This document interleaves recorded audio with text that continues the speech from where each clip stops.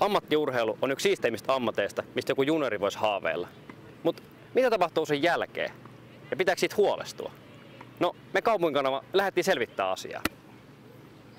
Moni ammattiurheilija voi jäädä tyhjän päälle uransa jälkeen, jos ei ole ottanut huomioon uran jälkeistä elämää.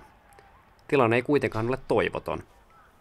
Varmaan aika moni jää niin kuin vähän tyhjän päälle. Ja sitten, mutta onneksi niin kuin ainakin itselläkin on se, että on luonut sen uran aikana hyviä suhteita, koska on esimerkiksi sponsoreita seuroissa, niin kannattaa luoda niin kuin hyvät suhteet niihin ja tavallaan näyttää semmoinen hyvä käyttäytymismalli, että sitten kun se ura joku päivä loppuu, niin sitten voit oikeasti soittaa jollekin ihmiselle, joka antaa sulle vähän niin kuin tukea siihen ja ehkä mahdollisimman työllistyä.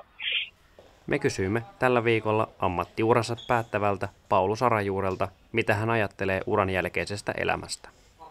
Mietityttää kyllä tosi paljon, että se valehtelisi, jos se ei mietityttäisi. Kyllä se on semmoinen juttu ehkä, että tätä on niin pitkään tehnyt, että ei enää muista, mitä se elämä voisi olla ilman, että ei oikein tiedä, että mitä odottaa. Ja se on varmasti se kaikista jännittävin, mutta samaan aikaan pelottavin juttu, että vaikka sen sanoo ääneen ja sen tiedostaa, että nyt se loppuu, niin mahdoton sanoa, miltä se tulee tuntumaan, koska ei ole sitä kokenut aikaisemmin, että jännät paikat on edessä ja kyllä sitä niin kuin jää aika iso tyhjö, aika paljon aikaa jollekin muulle.